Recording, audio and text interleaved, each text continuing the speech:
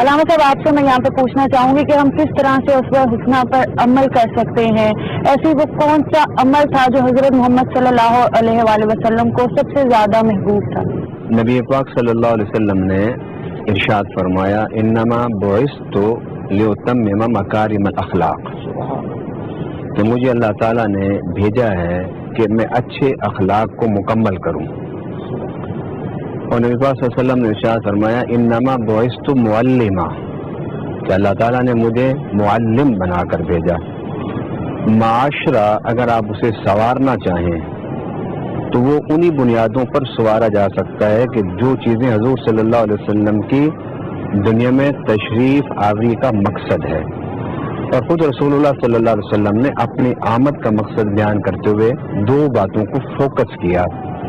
پہلی بات یہ کہ اپنے اخلاق کو درست کرو۔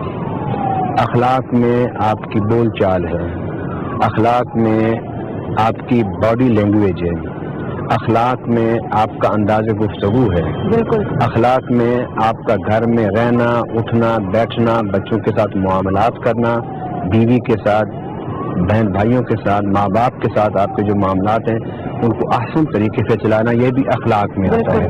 جب آپ گھر سے باہر نکلیں، آپ دفتر میں جاتے ہیں، نوکری کرتے ہیں، ملازمت کرتے ہیں، تو وہاں بھی آپ کو خندہ پیشانی سے، خوش اسلوبی سے، پیار و محبت، صبر و برداشت کے ساتھ آپ کو معاملات کو چلانا چاہیے۔ اور دوسری بات جو رسول اللہ صلی اللہ علیہ وسلم نے ارشاد فرمائی یہ کہ میں معلم ہوں، کوئی بھی معاشرہ ترقی نہیں کر سکتا جب تک وہ علم کا زینہ طے نہ کرے۔ دنیا میں بے شمار ممالک ہیں، بے شمار لوگ ہیں جو اسلام سے باخبر نہیں ہیں، اسلامی تعلیمات ان تک صحیح نہیں پہنچی، مگر انہوں نے بڑی ترقی کی ہے۔ جب ان سے پوچھا گیا کہ آپ کی ترقی کی وجہ کیا ہے تو انہوں نے بتایا کہ ہماری ترقی کی وجہ یہ کہ ہمارے ہاں جو ایجوکیشن ہے وہ 100% ہے، 100% ہمارے پاس تعلیم ہے۔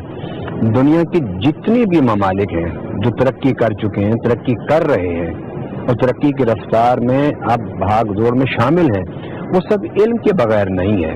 تو حضور صلی اللہ علیہ وسلم کا یہ ماہ ربیع الاول حضور کی ولادت کا مہینہ ہے۔ حضور صلی اللہ علیہ وسلم کی ولادت کے مہینہ میں حضور کے دو جو پسندیدہ سبب بعثت جو بیان فرمایا وہ یہ کہ ہمیں اپنے اخلاق کو درست کرنا ہے اور ہمیں علم کو پھیلانا ہے۔ اور آپ دیکھ لیجئے کہ حضور صلی اللہ علیہ وسلم کی جو اعلان نبوت ہے نا، اسے ہم بعثت کہتے ہیں۔ حضور صلی اللہ علیہ وسلم کی ایک ہے تخلیق، کہ اللہ نے حضور کو تخلیق کب کیا، تو فرمایا پیارے ہم نے تمہیں تخلیق کیا جب میرے علاوہ کوئی نہیں تھا، تو میں نے اپنے نور سے تجھے تخلیق کیا، یہ تخلیق مصطفیٰ ہے۔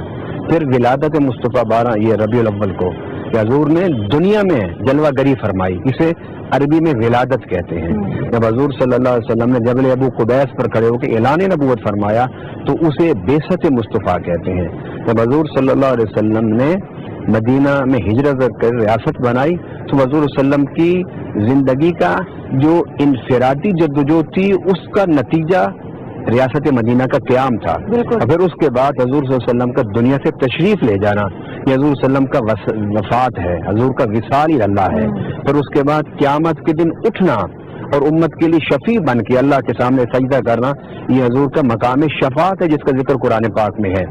میں بات یہ آپ کو کرنا چاہتا ہوں کہ ان حضور صلی اللہ علیہ وسلم کی جب آپ شخصیت پر بات کریں گے تو پھر ایک پہلو پر نہیں بات ہوگی، پھر حضور کی تخلیق سے بات کو شروع کرنا پڑے گا، پھر حضور صلی اللہ علیہ وسلم کی مقام شفاعت تک گفتگو کو لے جانا پڑے گا۔ لیکن اتنی بڑی ذات کہ جس کے بارے میں خود خدا کہتا ہے کہ میں اگر ساری روح زمین کو کاغذ بنا دوں اور جن و انس کو، فرشتوں کو، ملائکہ کو بٹھا دوں اپنے پیارے حبیب کے محامد اور فضائل اور مناقب لکھنے کے لیے، اور 7 سمندروں کو میں بنا دوں سیاہی، تو سیاہی ختم ہو جائے گی، کاغذ مٹ جائیں گے، قلمیں ٹوٹ جائیں گی، زندگی ناپائید ہو جائیں گی، مگر میرے حبیب صلی اللہ علیہ وسلم کے فضائل و مناقب اور کمالات نہیں ختم ہوں گے۔ کہنا یہ چاہتا ہوں کہ حضور صلی اللہ علیہ وسلم رحمت للعالمین ہیں۔ ہر بچہ پیدا ہوتے وقت اپنی ماں کو زحمت، تکلیف، اذیت دے کے پیدا ہوتا ہے، مگر میرے حضور کی رحمت کی شان دیکھیے کہ جب پیدا ہوئے فرمایا پیارے میں نے تیرے سر پر رحمت للعالمین کا تاج رکھنا ہے، لہذا تیری ولادت بھی مختلف ہوگی۔